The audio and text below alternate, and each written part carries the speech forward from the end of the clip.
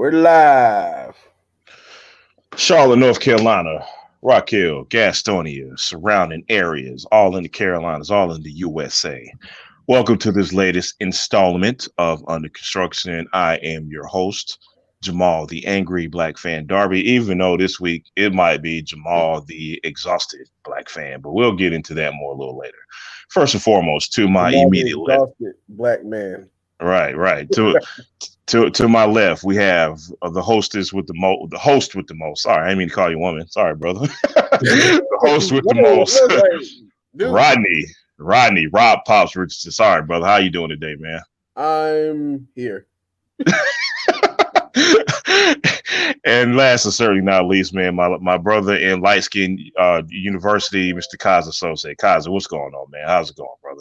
Still trying to get that degree from LSU. Yeah, man. Hey, man, you almost there. Almost there. You Almost, almost graduated. Almost, man. It's hard. They keep setting us back, though. All licensing people back. Something happened. Maybe we. Yeah. I think Genuine need to come out with an album or something, man. I don't know how we're gonna get ahead, bro. But fellas, go ahead, bro. Maybe one day y'all get y'all grad degree from BSU, Brown Skin University. Oh, stop. Oh, now we making up stuff. but fellas, before we went on today, man, we pretty much had a brief discussion about how tired and exhausted we are. And that is going to be a prevalent theme for this show. Unfortunately, I've mentioned in the past before on previous Under Constructions how these type of shows, for me personally, and I'm sure I'm speaking for y'all, are a little harder to do because, I don't know about y'all, but doing this podcast is kind of a release for me. You know what I mean? Yeah. We want to get on here. We want to goof around. We want to talk around. Talk about sports. We would talk about things that are not as serious most of the time. But here we are this week, and we just can't avoid it, man. You know what I mean? Here we are again and again and again and again. So with that being said, we're going to kick the show off talking about the Milwaukee Bucks and their protests. And this was, help me out, fellas, Thursday night, I believe. Is that correct? Wednesday or Thursday? Wednesday or Thursday night. Yeah, one of those two nights, man. But the Milwaukee Bucks, who were scheduled to go against the Orlando Magic, decided, you know what, we don't feel like playing basketball tonight. There's just more important issues going on. And that set off a trickle-down effect. There were other teams who decided to not play. Kenny Smith walked off the TNT Cent. My Oakland Athletics and the MLB decided to take the day off as well. They also protested their game. Again, man, just for a cause that, man, we're just tired of talking about. So with that being said, Kaza, you want to start us off on just how you feeling about the Bucks protest, the trickle down effect, and just any thoughts in general about this whole thing? So, protests are always welcome. And I think this is something people were wanting to see from professional athletes as a whole for a long time. There's always been this idea that the influence of professional athletes is such, particularly black professional athletes, that if we just all said, you know what, screw it, then there would be change. Mm-hmm. Now, I don't subscribe exclusively to that idea. I think people overstate the influence of both the professional sports leagues and black professional athletes. However, having said that, I am glad that immediately after the protest was followed by a call to action. It wasn't just like, you know what, we're protesting just to protest, which I said is always welcome. But if you protest or in this case, it was really like a strike without any goals that you hope to achieve, then it ends up being meaningless. Really it does. It's just an empty gesture at that point. But immediately after the players said, okay, we're going to have meetings, we're going to call in elected officials, we're going to call in politicians, and we're going to talk about something. And to me, that was more important than just the protest in itself, saying we're not just going to protest, but hey, we're actually going to do something. Because my initial thought was, well, that's great, but they're not going to do anything about it. At least they tried. Now, we did see in the end that nothing really came to fruition. And I think that what ended up happening, and there's a lot of debate right now over what did happen, what was said behind those closed doors. in order for the players to decide to resume the season, which actually was a surprise to me. I was surprised that they said, okay, we're going to come back on Saturday and play. I think that I think sometimes you realize the powers that be, the systems of oppression, cannot be fought by conventional means. The same people that tell these athletes to shut up and dribble would be happy to see the NBA fold. This was a win for that side as far as they are concerned.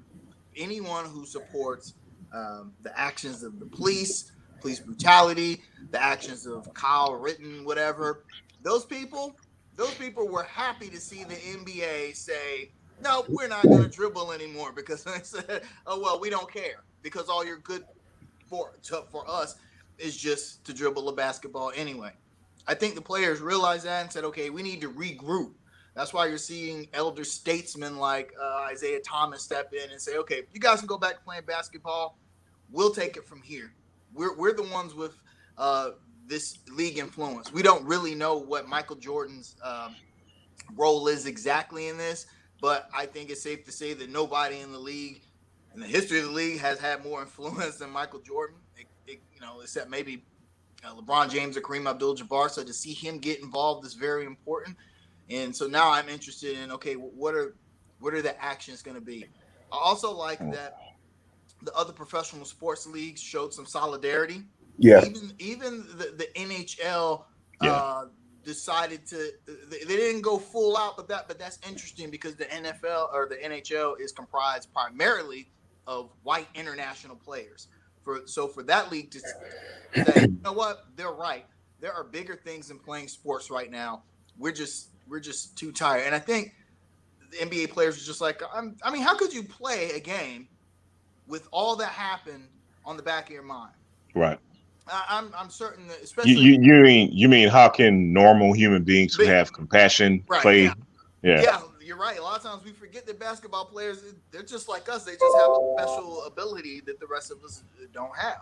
So especially, everything that happened in their home state, I can't imagine the Bucks would go out there and be able to give 100%, knowing in the back of their mind, another unarmed black man gunned down by police in a senseless manner. And then a few days after that, someone actually going to a protest, obtaining a weapon illegally, crossing state lines illegally with that weapon, and killing 2 protesters. That's just so much to process. I can't imagine saying, okay, well, let's go out and play this game, which really has no meaning at that point. Right. So I'm interested in the bigger picture. Okay, so this sparked some discussion and awareness. Okay, that's great. Now what's next? And this is really where we need to hear from. I'll say this about Isaiah Thomas. I had a Facebook debate with a good friend of mine about Isaiah Thomas specifically versus Michael Jordan. And Isaiah Thomas was saying, all of these on target things. And my thing was, oh, that's great. Anyone can say anything. What's the action though? Yeah. What's the action? And go ahead. I was just going to say Michael Jordan, is always this polarizing figure when it comes to his social awareness. But when I look at what needs to be done in professional sports, and we talk about this on the show, getting black people and people of color, minorities, into these roles of influence, no one's done it more than Michael Jordan. True. It's fact. Yeah. So for me to question what he's doing now seems a little remiss. Because he's taken action in the past. Now what happens now remains to be seen. I will say though, for Isaiah Thomas, he did have a plan of action. He talked about me, Kareem Abdul-Jabbar. He mentioned some other coaches, people in the league. Here are the people we're going to talk to. We're going to start these coalitions. So hopefully there is fruit born of that labor. We'll just have to see. And real quick, Rodney, before I let you go, man, there's something I wanted to bring up real quickly, man. I saw a clip on YouTube from Steven Jackson, and I also saw Chris Webber on CNN a couple of nights ago, and basically they were saying, the same thing, but in different ways. And they were saying that, the decision to go ahead and play these games, it doesn't negate the fact that these players actually do have a plan going forward. This was actually heavily influenced by our former president, Barack Obama, and Michael Jordan. Steven Jackson went as far as to say, like, the plan, it won't be something that'll be showcased. It won't be something that the fans will see outright, but there is a plan in place, and these players are talking, and all these players kind of came to the conclusion it is better to go ahead and play and to have our platform and allow our voices to still be heard. So I think that's important to know, just in case anybody's wondering, well, why are they playing? They should shut it down. And what does this really do? Just know that the players are going to do something. We may not know exactly what that is. Rodney, go ahead if you have some thoughts, sir. I think Milwaukee sitting out was kind of symbolic. I mean, if you go back in the past couple of years, the Bucks have had two public incidents where their players have been racially profiled. You look at Sterling Brown last year, is it December 2018? He was tased and illegally detained for parking illegally, and then the actual officer who did that had disparaging Facebook posts about it, mocking him. And then before that, it was John Henson, who was in a jewelry store purchasing some jewelry. He was profiled. And so, to me, it was kind of the perfect storm for Milwaukee to actually take that stand. Milwaukee as a city it's a very poor city.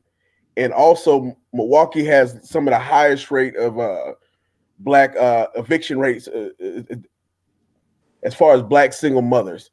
And so Milwaukee is kind of a hotbed. Let me ask you this real quick. Yeah. As a black person in America, when you hear Milwaukee or Wisconsin in general, what do you think? Because I'm like, I don't think black people. I don't think a lot of black people. I'm like, I don't want to go to Wisconsin. Yeah. So that's not surprising, those statistics you just gave. And then another thing, I don't fault the NBA players for actually going back to play. You look at it like this: they could have jeopardized their actual player bargaining deal by simply sitting out, and the owners could have interpreted that as protesting or a strike, and that could have avoided their deal. And then also, the players agreed to come back to utilize their platform. I'm gonna be honest. I'm gonna be quite honest. The NBA's ratings are declining. It could be due to streaming and other avenues, but the NBA's audience is still going to watch regardless. The NBA is going to keep their same audience. Absolutely. And so, I mean, I don't fault the players for that. I'm glad they got together and kind of came up with a plan. I know one thing that came from the plan was that all the arenas in each city was going to be a polling station for the election on November 3rd. So each arena will be able to hold people for the elections, and then also the owners are going to take more of an initiative to actually give back to their communities, which they should be already doing. But the NBA players I'm proud of them that they're wielding their power. They're actually utilizing their voice and their platform. All right. And just to kind of drive this point home, man, and I want to talk about kind of the trickle down effect, and we're going to get to our own home team in a second, who also, just kind of canceled practice for the same reasons. We also saw the Detroit Lions cancel their practice, and I just wonder, like, just going forward, because unfortunately, man, we sit here this week. Who's to say next week something else won't happen, and then the next week after that. So I'm just interested in seeing the real trickle down effect, especially with the NFL season in play, who probably has no chances to adjust anything other than social distancing with their crowds, as far as I know. Y'all could correct me if I'm wrong. I am interested in seeing, and particularly how NFL players use their voices, like the NBA players are, to bring about social change. Fellas, what do you think about that? How do you? Will there be any difference in the NFL as far as how the NBA players are doing this? What do you guys think about that? Honestly, there's going to be a big difference, man. The NFL probably has the weakest Union in all of pro sports, and a lot of those contracts aren't guaranteed, and the rookies don't make as much money. So you have to have these young kids sacrificing, and I honestly don't see that as far as NFL, man. I really don't. I don't think much changed in the NFL. The NFL, as far as their social status, they might be a little more aware, and we've seen statements of recent, particularly from Roger Goodell, talking about how they feel like they mishandled the Colin Kaepernick situation, but it feels like crocodile tears, doesn't it? Yeah. It's just like, no doubt. Well, this doesn't feel very sincere. It might be sincere, but it doesn't feel that way. And honestly, it doesn't matter at this point. Exactly. Yeah. Who cares? Yeah. So the only way to rectify that is by making change moving forward. But this is something I've always said about the NFL. When black friends of mine are like, dude, how can you continue to watch the NFL? The NFL is not like a monolith. The NFL is 30 small to large businesses that all buy into this league. The Carolina Panthers, and anyone who follows the Panthers will tell you this, are far more progressive than maybe any other team in the league under our new ownership. It's far different what they're doing in the community. The way they allow the players to handle themselves and make statements. Something Eric Reed would have never been here under the Jerry Richardson regime. No. It would have never ever happened. So when it comes to the NFL, I think we might start to see some change from the individual teams, maybe allowing players to protest or giving players more freedom. I don't even see that happening too much, but the league as a whole, I don't, as far as social awareness is concerned. Now, to Ronnie's point about the collective bargaining agreement, yeah, it is fairly weak, but the problem is that things were kind of out of whack with the old collective bargaining agreement. You had guys like Sam Bradford making $70 million. We'll never go back to that. And that was actually very bad for the league. And the league is so afraid of going back to that. I do think the biggest thing the players need to fight for is guaranteed contracts in the NFL. If any sport should have them, it's the NFL. The owners will fight that tooth and nail because of the physical nature of the NFL. You pay someone a guaranteed contract and they twist their ankle, and that could be their career right there. So, they have a lot to talk about on that. So Kaza, what you're saying is that we have an entity that is unwilling to relinquish power, even though it may be logical to do so. Is that what you're saying? That's what I'm saying. Okay, I just wanted to make sure. That's how power struggles typically That's how power struggles happen. I'm gonna just say this one thing: if the NFL were to operate like the NBA, that'd be the most powerful thing out here, man. I'm telling you. I agree. Because that the actual sphere of influence in the NFL is wide ranging, man. The NFL is so powerful. I don't think they feel like they need to, if anything, from a pure capitalism standpoint. Mm-hmm. Right, because I want to talk about the financial impact. Yeah, right, go ahead. The NBA needs to be doing whatever the NFL is doing because for some reason, despite everything, the NFL is still the number one major North American team sport. It's mind-boggling, actually. It's baffling how the NFL continues its popularity despite everything. Everything, right? And that's what I don't think we've talked about enough because Kazi, you mentioned earlier about the players coming back so quickly, which also was a surprise to me as well. I thought we would at least go through the weekend without seeing any playoff games. Yeah, right. And I don't know how realistic this ever was, but I do want to mention this. Let's just say, just for argument's sake, the NBA players decided, you know what, we are all not going to play for a set amount of time, maybe whether it be half a season, full season, whatever, you know what I mean? And to your point, Kaiser, the powers that be would say, all right, fine, fold your own league. However, financial, how would that financially impact like NBA cities, like a Charlotte, like Memphis, like Sacramento? Looking at big picture, would a real boycott be beneficial? What do you guys think about that? But you know what? I thought about that. Okay, so let's say players go to these city leaders and say, look, we're not going to play. You can fold the team. You can do whatever. And it's going to hurt our city's economy. Therefore, you need to listen to what we have to say. And it makes sense on paper. But think about our own city. Would anybody really care? And I'm going to be 100, keep it 100, y'all. A lot of people won't. Most people won't. If the Panthers up and left town tomorrow, the vast majority of taxpayers in Charlotte would not care. They wouldn't. I mean, think about what it took just to get the Bobcats to come back after we lost one of the most, probably the most successful in terms of money and support, one of the most successful expansion franchises in the NBA up to that point. 8 years selling out games, attendance records year after year, and the Hornets weren't even like a great team. They leave the city, and fans didn't want another one. The NBA was it's like, hey, we're holding a one-team expansion, Charlotte, and that was it. And fans balked. It was like we had to overturn the citizen vote just to get Time Warner Cable Arena. I think it is important to know. However, I think this needs to be said. I think there was a certain faction of people that did not want the NBA team back.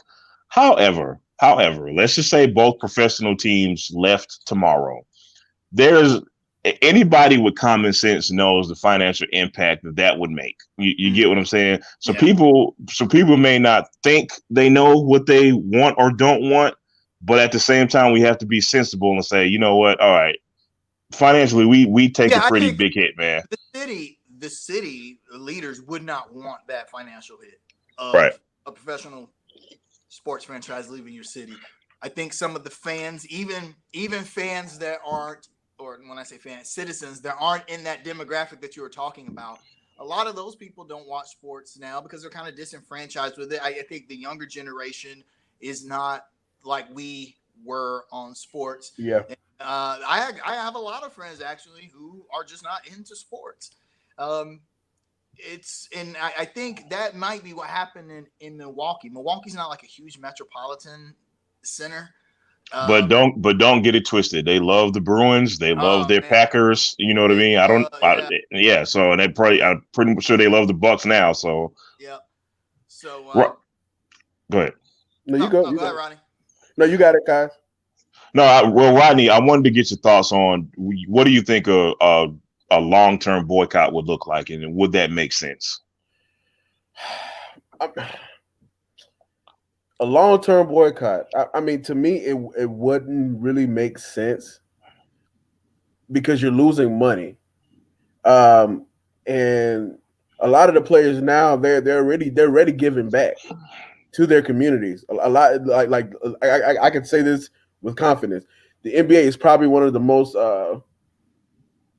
community involved league in the world right now.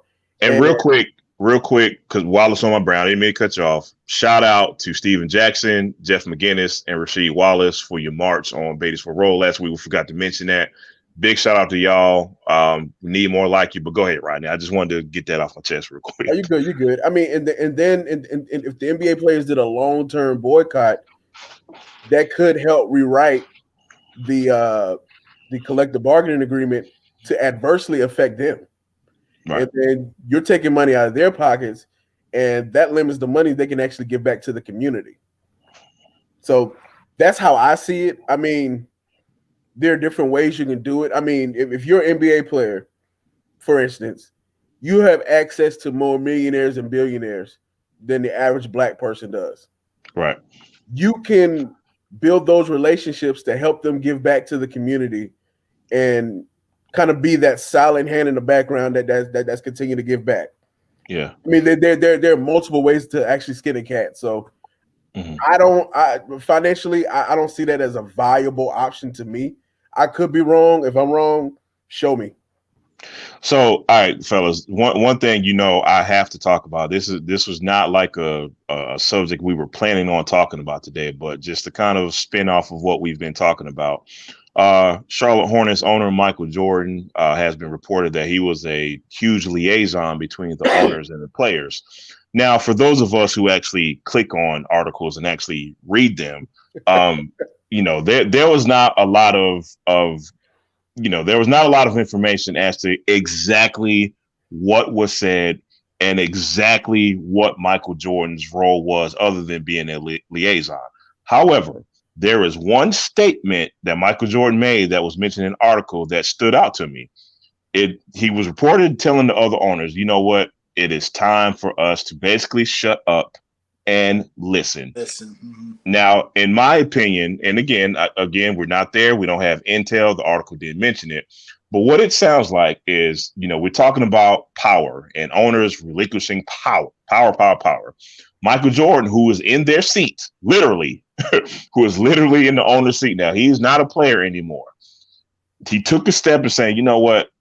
Let's forget about our money and our power for a second, and let's listen to these players and what they have to say.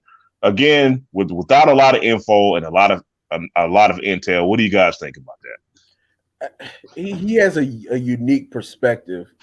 He is the only black male owner in the NBA. He's one of two minorities. The other minority being the Kings owner. He was a former player, and then on top of that, he's a black man, and so he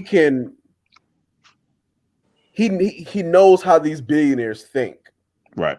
And my estimation is he's trying to kind of get them to relate to the actual players and just kind of humanize their efforts to them so that they can get involved in their respective communities.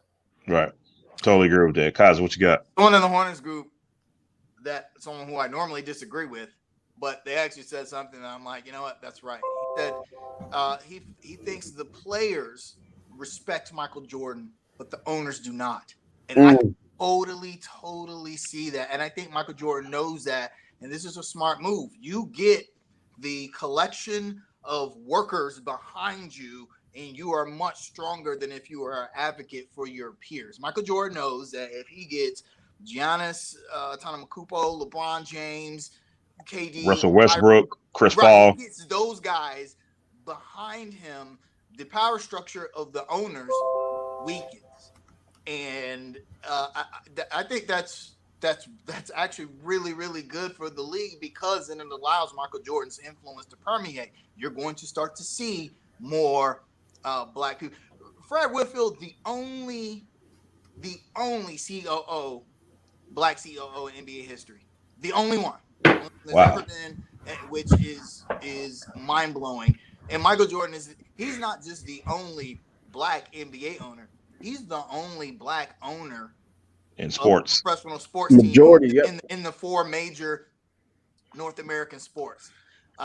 So if he starts influencing people, I think you would see that in the NBA, because the owners want to keep the players happy. Look at a guy like Mark Cuban. He's all about keeping his players happy. And if his players are like, man, hey, look what Mike's doing over in Charlotte. Can we do that? Right. I think you might see someone like Mark Cuban acquiesce to the players. Right. And what's to me, and I saw a statement on Twitter, somebody was saying, well, Michael Jordan is not going to do something that's not in his best interest, because, again, they didn't understand the context of the article. And it kind of blew my mind. It was like, well, you got to understand, Michael has everything to lose as far as respect from other owners, and him being at the bottom of the totem pole, so to speak, when it comes to billionaire owners. So to me, that statement didn't really make a lot of sense. But Michael Jordan is a dragon on a mountain of gold, actually. Right. Human form. That's an illusion. He's an actual dragon protecting his mountain of gold. Right. I forgot. He is the grand wizard that makes everything happen. I forgot how magical he was for a second. Fellas, we also have another prominent figure, I guess another coach in this city, Matt Rule, who decided that it was best for the Panthers to cancel practice. I believe this is on Friday, if I'm I think it was remembering yesterday. correctly, or Yesterday. yesterday, right? But Matt Rule just decided, you know what, it's we're not going to do this. And there was a Panthers player who was anonymous, who was quoted as saying, "We are working to implement themselves in the communities for consistent change." I know that can be that's a convoluted statement, but fellas, what does that mean to you? How can the players implement themselves to the communities for consistent change? What would that entail? Looking at Charlotte, we've had this discussion before. We were ranked 50 out of 50th in economic mobility. Right. I can see the Panthers players partnering up with companies within the community, Fortune 500, to actually kind of ease the burden on people. We have a housing crisis. The players would basically kind of fill in the gap of the needs of the community. So I actually applaud this effort. Yeah. Kazi, what you got? It has to be more than just these publicity type events, these PR events. You have to really be doing work on the ground. One of the things the Panthers are going to miss about Cam Newton is he was always on the ground. We didn't even always know about that action, but right. Kids are going to miss him here to come Thanksgiving. There are some families in need that are going to miss Cam Newton down there giving dinners out to everyone in West Charlotte. That's the kind of stuff the Panthers need. They need that from everyone. They need everyone to be that kind of steward for your community. I know it's sometimes it's hard for NFL players because a lot of them are not from Charlotte and they don't understand the growth and the rise and the pitfalls of Charlotte over the last few decades. But you just got to get in there. And you just got to get in there and constantly be thinking about how does this impact the community? What can I do for the community? I think that would go a long way in how the fans view the NFL as a whole also. And look, I will not start a Cam Newton tangent. I promise I will not. But I will. and I would strongly resist doing so. However, it was kind of profound for me to see Cam Newton on Pfeiffer Street a lot. Now, for those of you who don't know where Pfeiffer Street is at, it is the street that is downtown where a lot of homeless people. There's a wall there, and I believe I can't remember the name of the building, but there are a lot of homeless people who sit on this wall in front of this building who are hungry, who are in need. Anything you could think of. And Cam Newton was on that street literally all the time, handing out food, doing whatever he could to help these people. You didn't see that a lot. Now, how that relates to the Panthers, my perception may not be reality. I just don't think I saw that enough from the Panthers as a whole. Now, specifically, what I would want to see, we are, listen, let me drive this point home. Charlotte, we percolate between the first and the third capitals of bank. We are the capital banking center of America. We are between 1 and 3. We go do that all the time. Why is it that Bank of America, whose name is on the damn stadium, can't partner with the Carolina Panthers to fight upward mobility and not just don't get look. I don't want to say don't get it wrong. I don't want to sound insensitive, but can we go past not just feeding homeless people, which is a great thing? Don't stop that. But can we be more intricate in fighting the upward mobility battle? See, this is my thing. In corporate America today, we don't have any more human calls who were generous in their giving, dedicated to one place. I mean, Brian Moynihan, he's not even in Charlotte. The actual CEO of Bank of America, he's more so in Boston and New York than he is in Charlotte. Right. I mean, does he really have that connection? But you look at places like Linden Tree, Truist, and stuff like that. You can probably get them more so than the Bank of America, But I mean, it's a generational shift, man. Like these new type of CEOs, they don't. It's our society is more about self. I mean, if you even go out nowadays, people don't even want to wear a mask. It's not even going to hurt you to wear a mask. People are Right. more concerned about themselves, and that's just how society is nowadays, man. Kaz, you got anything on that, buddy? Yeah, that would take a huge paradigm shift to suddenly get Bank of America to care about something upward mobility, mainly because it forces them to realize the Look at hiring wrongs that they've practices. made. Right, their hiring practices, Hello. their loan practices, which they're constantly under. Your company's constantly under investigation for denying minorities loans based on their race. You would think you'd want to get ahead of that, especially with the political climate nowadays. So it doesn't surprise me that they don't really care that much. The hit to them is insignificant. If they sit back and do nothing, what's gonna happen? Bank of America, Nothing. second largest bank in the world. Nothing's gonna happen. Like nothing's Oh, gonna happen. tell us gonna happen. Next time they get in trouble, the government's gonna bail them out. Oh yeah, definitely. See, so here's We'll get $1,200 check. where a boycott would really work. If all of these, let's say the players said, "Hey, all you owners and facility managers and elected officials that have your millions of dollars with Bank of America and Wells Fargo, pull that money out." Oh, then you'll start seeing change. What happens if Michael Jordan, who probably banks with Bank of America, takes his $1 billion and moves it over to random black-owned bank? Now that'll never happen. But what if he did? And then Mark Cuban followed suit, and all these people start shifting their money around, and the Bank of America stock starts looking kind of funny, kind of weak. Then you might see Bank of America say, "Oh, hey, what's going on? Hey, why are you guys doing this?" I don't think that'll happen. Bank of America, they're gonna be like, "We didn't realize the colors were in trouble." We have a lot of money in our bank.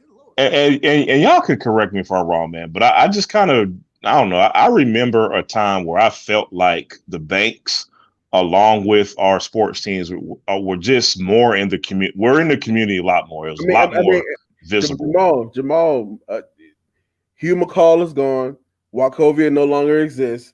Wachovia is Wells Fargo. Wells Fargo is based out of San Francisco. Right. I mean, I understand that they got a hub here, but they don't really. They're not connected. They're not because really. Also, connected. Banks are no longer banks. They are corporations. They are financial institutions. They have stockholders or shareholders. They have bottom lines that they have to meet now. Banks used to be a community service. Hey, we will protect your money. We'll make sure the government insures it. In return, you allow us to invest it. And then that money that they invest is supposed to go back into the community. It's kind of the idea with credit unions.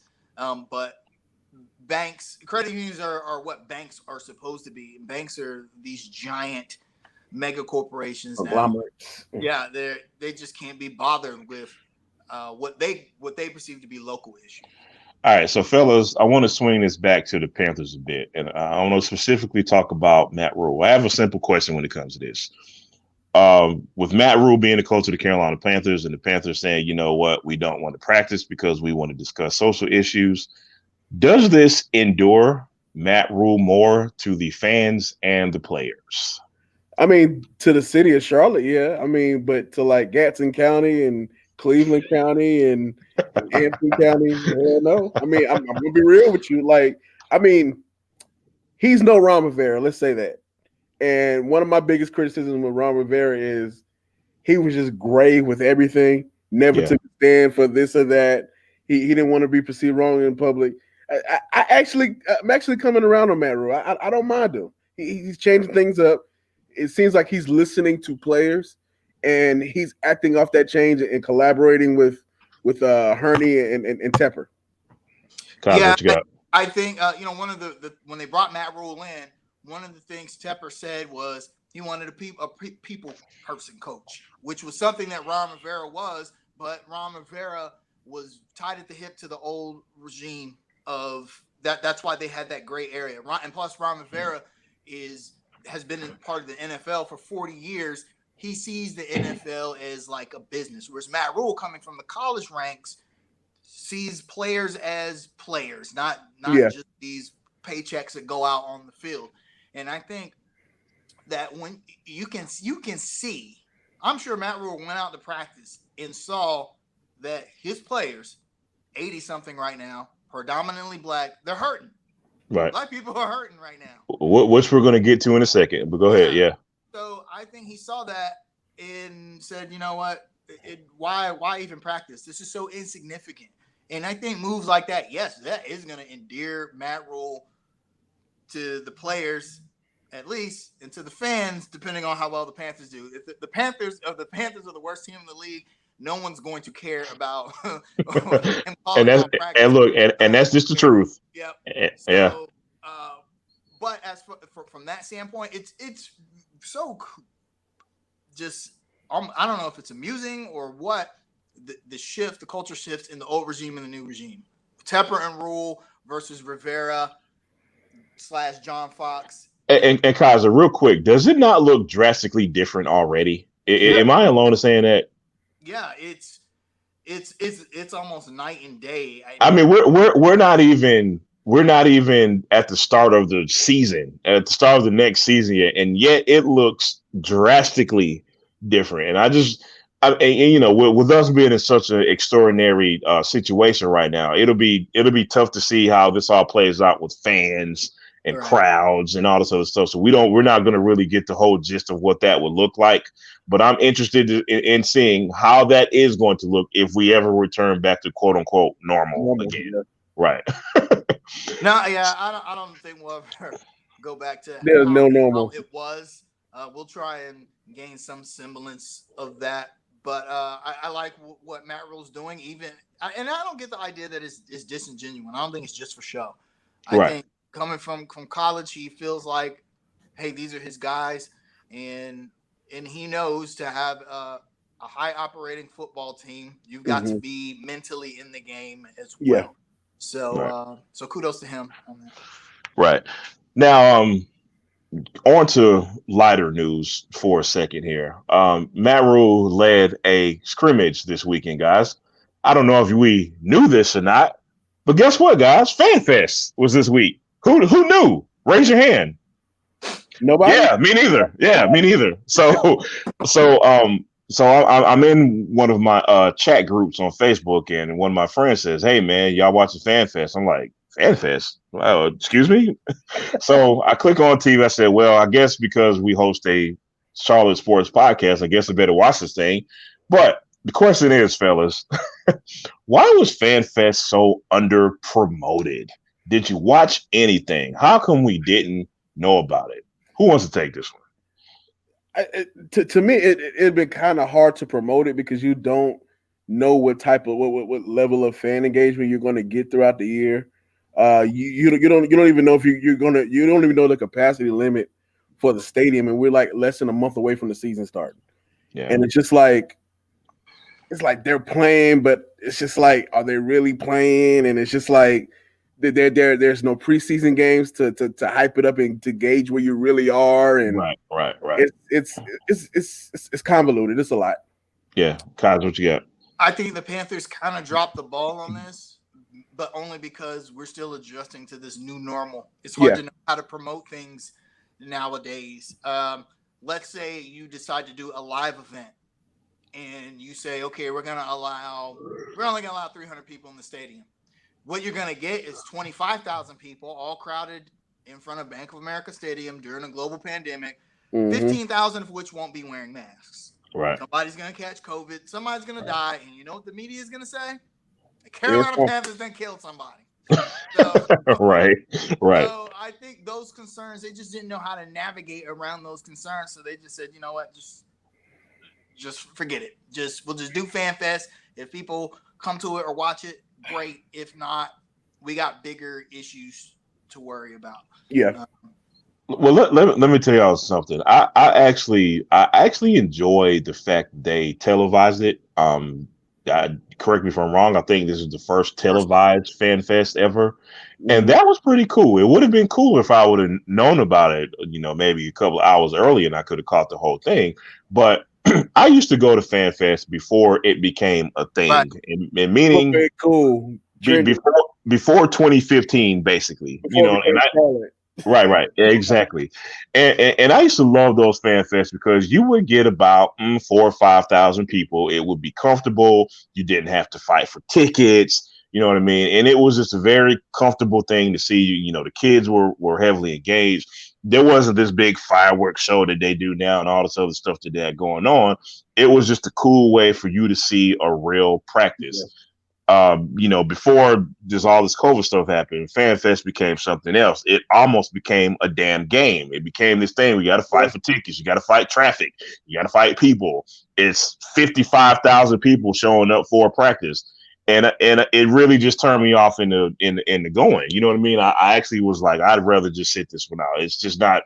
I don't want to go through all that just to go watch a practice. Yeah, I haven't been to Fan Fest since the Super Bowl season because I knew that next season it was going to be impossible to go. And then they started charging for tickets, which they went back on because then people were scalping Fan Fest tickets. No, it's a practice. How low can you go, man? Right, yeah, right, ridiculous. right.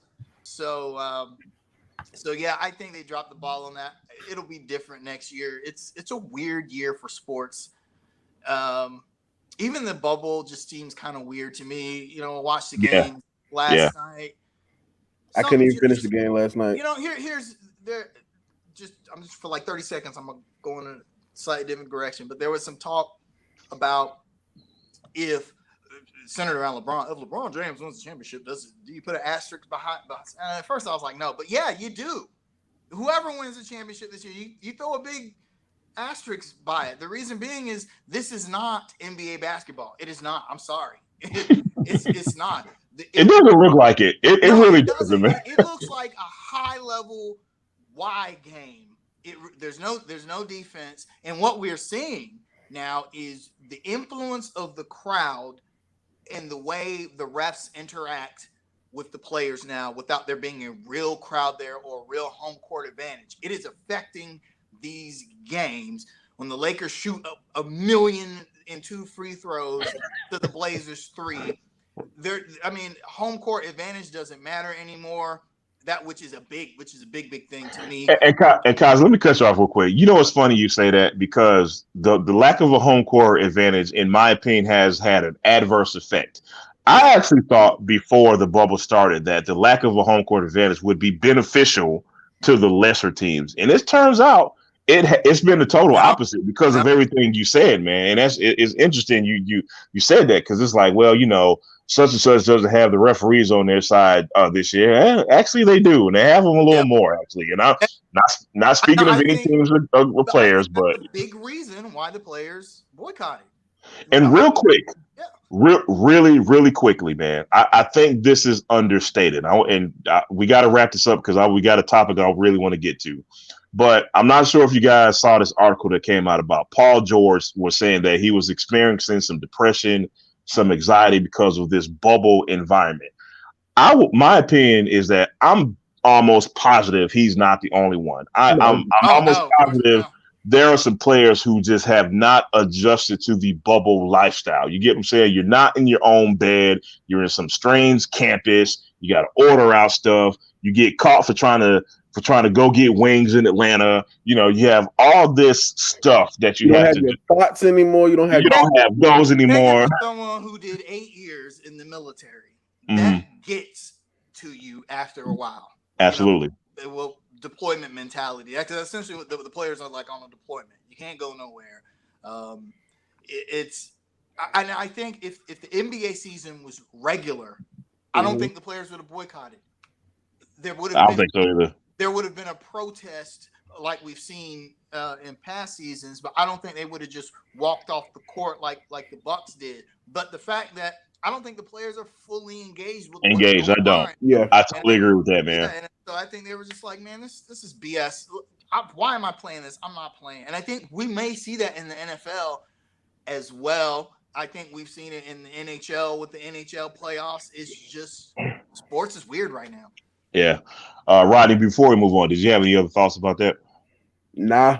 All right. So this is a topic I really wanted to get to, man. And we got we got a little bit of time left on the show, and I'm gonna try my best not to be long winded about this. Simple question, fellas: are we mentally just exhausted? When I say we, are Black people mentally exhausted? I tell you what, guys, just from from personal experience this week, I have heard from a lot of my friends that I have not heard from in a long time. We had lengthy discussions, and the commonality between all these conversations that I've been having with people on Twitter, my personal friends on Facebook, is we're just tired. We are. Listen, just in this last 2 weeks, we didn't even talk about the year, okay? Because we can go on a long tangent about everything that's happened in 2020. The Jacob Blake shooting, the NBA protests. We lost Chadwick Boseman over the weekend. We lost Clifford Robinson, who was a former NBA player. COVID-19 is still going on. We still got people acting like it ain't a damn pandemic going on because they're out snapping selfies on Instagram during the damn pandemic. Don't get me started. All this stuff going on top of just life. Guys, is everyone just drained? I would encourage people to get in contact with Justin Perry and Brandon Risher. For real. to talk. I mean, hey man, I have a therapist. I'm half crazy. I'm from Charleston. We know we crazy. So I mean, it's just a lot going on, man. It's like every week. It's like every week something new happens, and then you always have to argue online, fighting for your humanity. Basically fighting. Well, he just complied, and you show somebody a video with somebody of another race not complying, and the outcome is totally different, and they act like, oh, I don't understand, and it's just like, and then like people that you know that you've actually known before, and like they come out saying stuff, and you looking at them crazy now, like, where the hell did this come from? It's a lot, man. It's I mean, I had a family member that died of COVID like 2-3 weeks ago. Personally, I had cousins, and my dad had COVID, and then on top of that, you got people still unemployed right out here, and it's a lot of Black people unemployed. I mean, you guys know the saying: last one hired, first one fired. Absolutely. I mean, it's just a lot to process. To process sometimes, and I'm going to advocate for people to go talk to somebody, and if you can afford it, please go talk to a therapist. Yeah, Kaiser, what you got? 60 years ago, James Baldwin said something to the effect of, to be a Negro in America and to be relatively conscious is to be in a rage all of the time. Mm-hmm. Man, that just feels right. True. Like one of the most profound quotes ever, because I just feel angry all the time. Even my wife, why you look so angry all the time? I'm like, what the hell I got to smile for? What the fuck you smiling for? You crazy? Every day is something else to be mad at, and especially with social media the way that it is. Fortunately, I've gone into comment section rehab. I haven't gone in a comment section. Don't go. Yeah, congratulations. For a month now. Thank you. Congratulations, sir. One day at a time. Hopefully, I'll be following you out pretty soon because I haven't gotten there yet. So go ahead. I don't want to torture myself. I refuse to look at comment section. It's ridiculous. And then it is, I mean, the hits just keep on coming. But then sometimes, but I think about it. You have to put things into perspective. When I think about what our parents went through. Yeah, I mean, absolutely. In real time. Exactly. Yes. They went through these same things, but they didn't have a lot of the first world luxuries that we have to soften the blow. So for that, I'm thankful. That doesn't mean that the things that we go through are any less important than the struggles that our parents went through, but it does put things into perspective.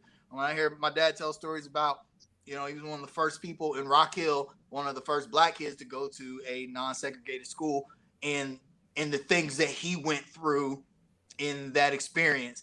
Things like, hey, don't go outside. Black people, the street, be inside before the street lights come on. That's that purpose behind yeah. that. There was a purpose behind that. Don't be outside. The clan gonna get you. Those are the things that our parents had to deal with, and they look on the TV, and our black leaders are being shot and killed and lynched, and nothing's changed except that now we see it through the lens of social media. Which Kazi, you have children, man, and I want you to imagine something. imagine your children are still small, and you are teaching them math, and you say, "Hey, little Johnny, whatever," and you say, 1 + 1 is 2, and Johnny keeps coming back and saying, "No, Dad, it's 3." And you look at him like, "No, son, I'm telling you, it's 2." And he constantly comes back and say, "No, Dad, it's 3."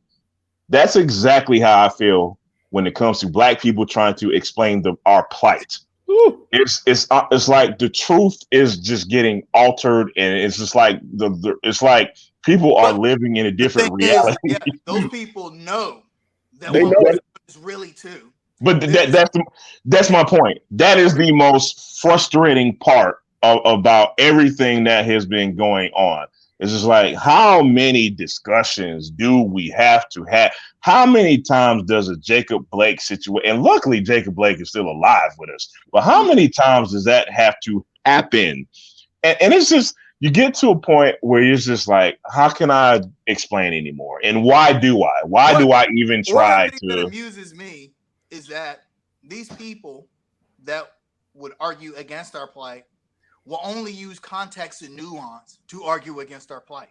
Any other time, context and nuance, but then suddenly, when it's convenient, we have to look at things from all perspectives. No, we don't.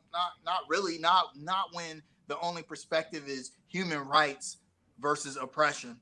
Those are the two perspectives. Yes, there is a little bit of gray in the middle, but you really have to. You got to pick a side. You got to pick a side, and I got to know what side you're on. So. And then one thing that was interesting yesterday, man, I went down to my wife's family house, down in South Carolina. I was talking to my wife's grandfather, and like he's 80, 81, and it's just like we talk about the Jackie Robinson. We were looking at the Jackie Robinson story, and like he was telling stories about how his mom used to work in the kitchen, and how he was in the back, and only white people could be in there and sit in certain areas and stuff like that. And like, and I just automatically thought of everything that he's seen in this world, and like how things have changed, but not really have changed to him. Right. And it's just kind of frustrating at this point, man. It's just like, where do we go from here? It's like, we protest peacefully, you don't like it. We kneel, you don't like it. We tear shit up, you don't like it. What do you want us to do? You want us to just sit there and be quiet and just that's what they want. Yes. That ain't happening. Too bad, right? Yeah. Guys, I wish we had more time for this topic. I really do. Because Lord knows we could have a whole nother show about this topic. But real quickly, we want to end this on a lighthearted note. Guys, what are your top 5 favorite places to eat in Charlotte, North Carolina? I'll go first. Yeah. Nappy Chef. 1. Gayu Keiko is a Japanese barbecue place. Haberdish. I like Haberdish. Londa's, because it's close to the crib. Support black businesses. And I'm going to be bougie. Chima's. Chima's all right, man. A little overrated, but I got you. Only because of the price. Yeah, but I'll say Chima's. I like Brazilian steakhouses. I'm glad that's become a thing. Chima's, Portofino's. If someone says, "Hey, let's get Italian," we're going to Portofino's. Chicken Bucket is actually my favorite chicken in the city. It's in Mount Holly. I'm a fried chicken guy, so that's where I go. Barbecue, if we're talking restaurants, the Improper Pig, although the owner is not like, he's not going to be on my favorite people's list anytime soon, but their barbecue ribs Improper Pig in Cotswold is really good. And then I'm gonna say any place that's run or owned by Scott Blackwood. Right. Really Shout out to good. Scott Blackwood, man. Yes. Killer Bees. Yeah. Yeah. Killer Bees food truck, the Bottle Tree in Belmont, and he used to run the String Bean in Belmont, which is man, their burgers are String bean. great. But any place that he's involved in, go there. Go. Oh, All right. shout out to With the Fries food truck, man. And Yeah, they had their celebration yesterday, right? Yep, and then shout out to Rib Man too. No doubt, Ribman. Yes. Ribman, Yes. yeah. All right. Midwood Smokehouse. What else? Why am I drawing the blank here, man? God. What is the Caribbean place on Badersford Road? Help me out, guys. Caribbean Hut. Tropical Goodies. That is close to the crib, so they always get my business. What else we got? We got, it's not Cowfish, but what's the other one downtown? God, man. Burger, huh? Sushi spot? No, man. God, I can't think of it, man. It's a burger place downtown. It's a spinoff of Cowfish, but it's not Cowfish. Cowbell. Sorry, Cowbell. Let me tell y'all something about Cowbell. Cowbell has the best bourbon selection I have ever seen in my life, and their burgers are awesome. Trust me on that one, man. Okay. Number 4, God, man. I don't know if I can finish these next 2, man, because those are only 3 places I eat. So, Jamal, what woman house you like to eat at? Just name the 2 women house you like to eat at. Oh, you got a joke. One of those is Lafia. If she's watching, she could cook her ass off. So anyway, other 2 restaurants, man. Let me think about this, man. Lenny's Barbecue in it's in Noda, kind of, sorta. I forget the name of the street it's on, but it's like I say, it's kind of in Noda a little bit. Last one, I will probably say, and it's funny because it's not necessarily because of the food, it's more so because of the place. I'm gonna say Whiskey Warehouse. I just like the environment more than I like the food, if that makes sense. You just like whiskey. You just like real whiskey. quick. I do like whiskey. I love whiskey. To the Yummy Crab on Tyvola. Yes, very, very good broiled seafood. They could. I've been there. I've been there. Yes. At a Wingstop. Yes. Okay. Kind of, sort of. Yeah. It's absolutely. It's right where Sonny's Barbecue. Sonny's Barbecue. Yeah, got you. That place is excellent, man. I co-sign that. I've been there once. Also, Mr. Three's Crab Pot on Hoskins Road. Very similar style food. 2 real good. Shout out to all the soul food restaurants that are still trying. Shout out to the ones. With all that pork chop. This going on. Yeah. Well, I went to Sunset Soul Food. I wanted to go. They looked like they was closed down. I was very sad. Someone told me it was just temporary though. Okay. But so shout to any soul food place still up and going. No doubt. All right, guys. Shout outs, shout ats. What you got? Just simple, man. Just a shout out to all the mental health professionals out here helping people, man. If you need some help, seek it. Please seek it. Don't deal with things yourself. I just heard a couple people who committed suicide recently. You don't have to go to the trouble by yourself. Yeah. And also shout out to the family of Chadwick Boseman and Cliff Robinson. Yeah. Kaz, what you got? No, that covers it for me. Chadwick Boseman, South Carolina native. Yeah. They're actually going to fly the flags at half mast for him Monday and then give the flags to his family. Great gesture.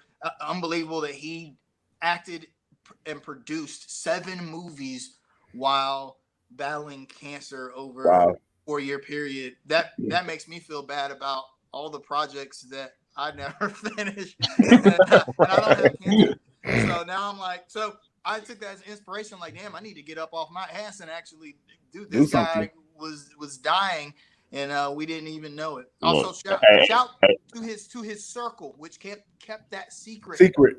Yeah.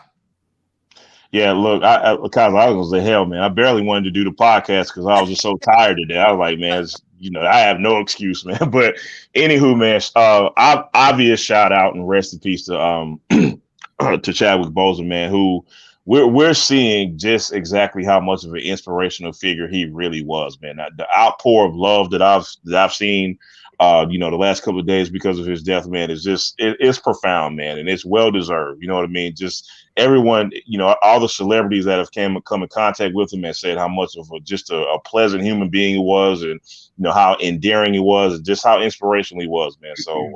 Again, rest in peace, Chadwick Boseman. Also, rest in peace to UConn fam Clifford Robinson, man. Man, y'all know I'm a UConn fan, and I've seen him early in his career, man. So that was just a sad one to go through as well. I love him, man, being live. Yeah, no doubt. He can shoot that three, man. Yep. And I hate to end it on a negative note, but shout out to Tucker Carlson. What a piece of shit you are, dude. The fact that anyone could pull anything out their ass and defend this little boy who shot two people at a protest, I'm gonna keep it short and simple. It's beyond all logic. I just have no more words for that, man. So shout out to Tucker Carlson, man. But to end it on a positive note, shout out to everyone watching. Shout out to everyone subscribed to the YouTube channel. Guys, we are on Spotify now. We are getting more and more big time. Shout out to Rodney. Shout out to Rodney for making that happen, man. So y'all check us out. Continue to check us out on YouTube. We're on Spotify. We're still on Anchor. Thank you for the support, fellas. It's real as always, man. Y'all be good till the next time, bros. Oh, shout out to rest in peace to Luke Olson too. We forgot him. No, rest in peace, Luke Olson. That just slipped my mind. I do apologize. Peace out, y'all. Peace out. Peace in the Middle East.